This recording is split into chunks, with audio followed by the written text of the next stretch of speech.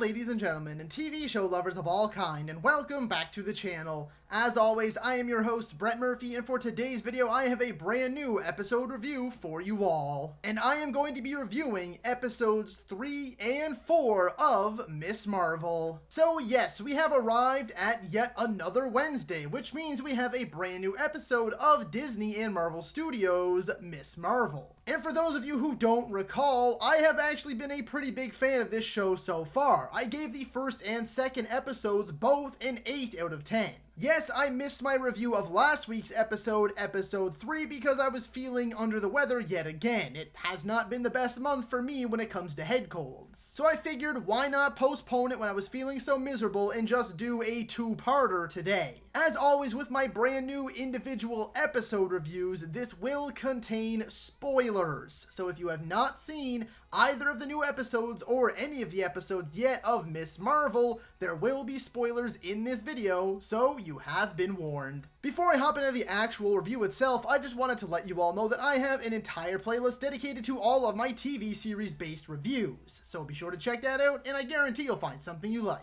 And so without further ado, let's hop right into things. The first up on my positives list, and it's something that I just put first on this list because I love it, and it's been consistent throughout all of the episodes, so I just wanted to get it out of the way, right out of the gate, and that is that the soundtrack for this show just continues to be such a standout. And I'm not talking about the score, don't get me wrong, the score for the show is great too, but the soundtrack has just been amazing. It has been absolute banger after banger. I have been vibing non-stop throughout each of these episodes. I am loving this soundtrack so much. Next is that Kamala's powers actually continue to impress me. Not just the visual style of her powers, which I know is definitely not going to be a popular opinion, but I like to see how she is just continuing to learn and do new things and figure out new tricks, and now that there's actually been some action sequences, we have seen her powers and abilities at work, and it is definitely one of the more creative parts of this character that the MCU has been missing. And again, I get that that's not going to be a positive for everyone. I said early on that I understand and get why they changed her powers.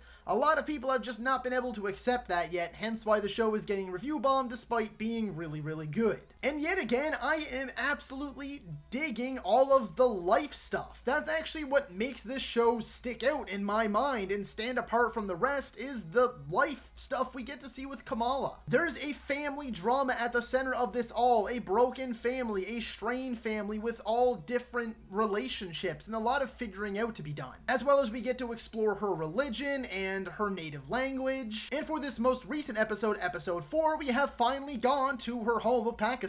So we've spent a good majority of this episode exploring what home life is like there, what it's like on the streets, and again, just getting to completely submerge ourselves into this culture, into this part of the world that not everyone might be familiar with, has been so special and one of the standout parts of this series. Next is something that I've said for every other episode, and I will likely continue to say it until the very end. And that is that Iman Vellani continues to shine as Kamala Khan, aka Ms. Marvel. You can see the passion every single time she is on screen. You can feel it in every single bit of line delivery. She is funny, she is quirky, she is charismatic. She was the perfect casting choice. Every single time she gets thrown a new curveball, a new task to overcome, a new puzzle to solve, a new comedic line to deliver just right, she does it. And speaking of comedic lines to deliver, the comedy within this show has been a huge hit for me. I am constantly laughing throughout each and every episode. It is one of the more relatable bits of comedy that the MCU has had. You know, the MCU, sometimes a lot of people like to gripe about how they kind of just interject these little snide remarks and little kind of childish jokes in otherwise serious moments. I feel that so far this show has really let the serious moments breathe and let the comedy shine when it needs to shine, and the comedy has been very relatable comedy, not just these little superhero jokes, these little cracks and things like that.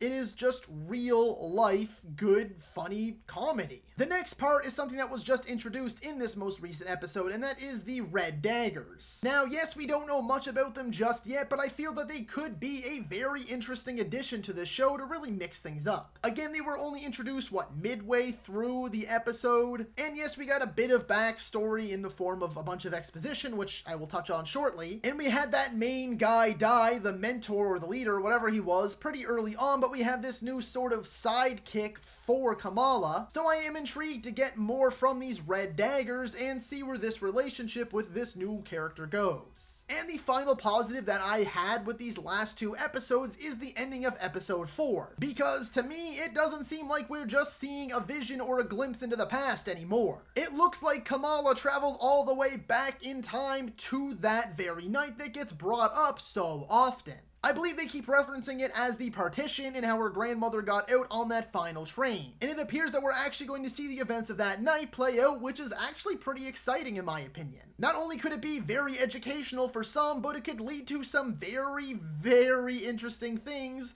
with meeting the younger version of her grandmother or possibly interfering with things if she really is back in time.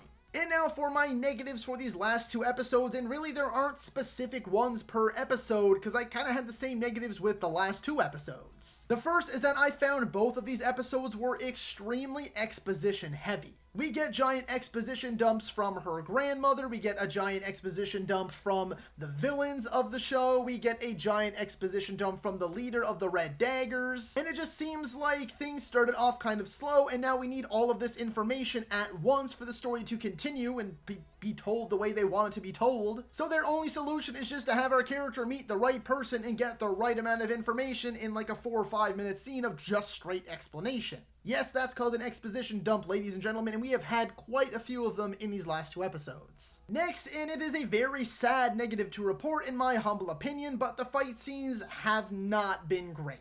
Don't get me wrong, there are still some pretty cool moments of hand-to-hand combat, and I feel that they are using Kamala's powers effectively and properly, but the fight scenes have come off as just kind of goofy, a little bit clunky, the camera work hasn't been fantastic. The one main chase scene that we got in episode 4 I thought was really solid, but the fight scenes have not been.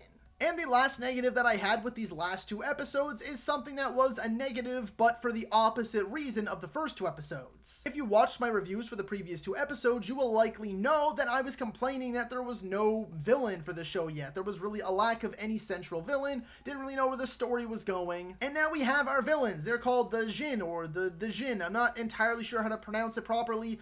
I believe it said something about the clandestines, or they hail from the clandestine family. I'm still trying to process all this and keep up, and I do have a bit of background research to do for sure, and I'm sure we'll get more of them and more of an explanation in the coming episodes. But as I was saying, the negative is that it's the opposite. I was begging to get a central villain, an antagonist for our hero. We have our antagonist, and I am so far fairly disappointed. They just kind of seem like bland, faceless goons. Yes, we have Kamran, who seems to be on Kamala's side, and then his mother or the leader or whatever the relationship is there, his aunt maybe, I can't really remember off the top of my head, but I just don't buy it that she's this badass warrior. Again, the fight scenes haven't been great. Her acting in the more dramatic scenes has been alright, but overall, this villainous group just isn't doing it for me. So after that long spiel, I am sad to report that I have liked the last two episodes a little bit less than I did the first two episodes. Once again, I thought the first two episodes were great, hence the 8 out of 10. These last two episodes have still had a ton of positives, but the negatives are a bit more heavy duty than before. And so I'm going to be giving episodes 3 and 4 of Ms. Marvel a 7 out of 10. So that is all for today's video, folks. Be sure to let me know down in the comments if you agree or disagree with my reviews. And of course, be sure to let me know what you would have scored episodes 3 and 4 of Ms. Marvel out of 10. If you enjoyed that video, be sure to hit that thumbs up button. And if you'd like to see more content, consider subscribing to my channel and ringing that little bell icon. That way you can be notified about all of my latest uploads. And as always, stay safe. Thank you so much for watching. And that's a wrap. Hey you, yeah you, if you made it this far, just know I appreciate you. And while you're here, consider hitting that subscribe button.